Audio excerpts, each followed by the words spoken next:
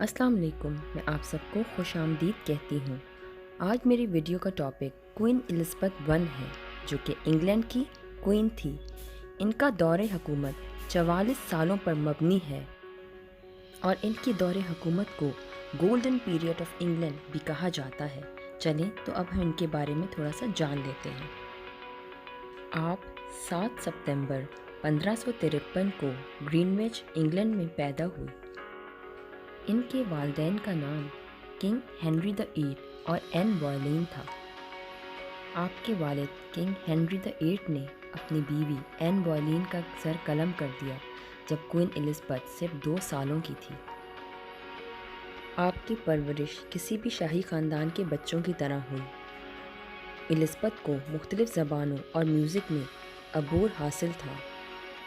Elizabeth نے اپنا زیادہ تر بچپن ہارٹ فیلڈ پیلس میں گزارا۔ الزبتھ کے 4 سوتیلے بہن بھائی بھی تھے۔ میری اور ایڈورڈ کے علاوہ باقیوں کا انتقال ان کے بچپن میں ہی ہو گیا تھا۔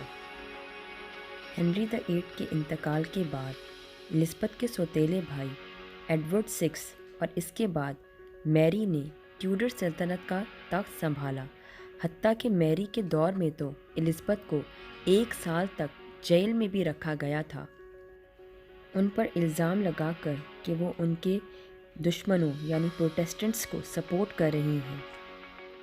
جب 1558 میں میری کا انتقال ہوا تو ٹیوڈر سلطنت کا تخت الزبتھ کے حوالے کر دیا گیا۔ آپ کا دور حکومت 1558 سے شروع ہوتا ہے اور 1603 پر جا کر ختم ہوتا ہے۔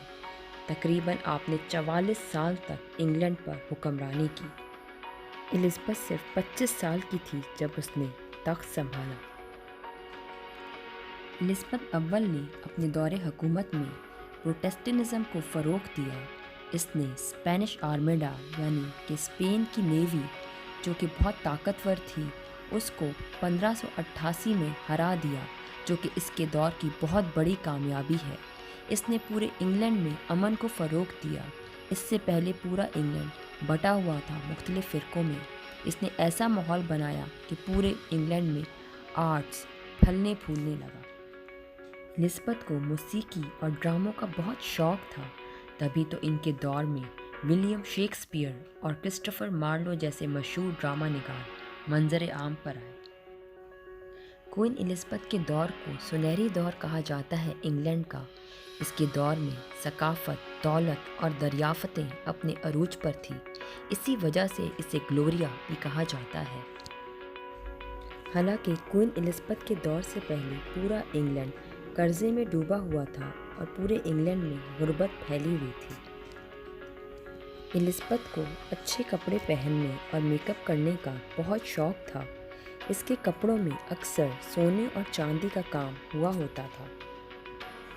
یہ مانا جاتا ہے کہ اسے 1562 میں چیچک یعنی اسمال پاکس ہو گئے تھے، جس کی وجہ سے الزبتھ کا پورا چہرہ خراب ہو گیا تھا اور وہ اپنے چہرے کو چھپانے کے لیے اس پر سفید رنگ کا میک اپ لگایا کرتی تھی۔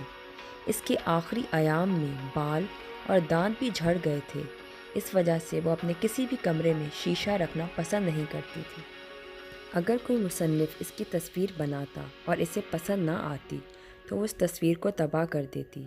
کافی لوگوں نے اس کی تصویریں بنائی لیکن اسے کسی کی بھی تصویر پسند نہیں آئی، جس کی وجہ سے اس نے تصویریں بنوانا چھوڑ دی تھی۔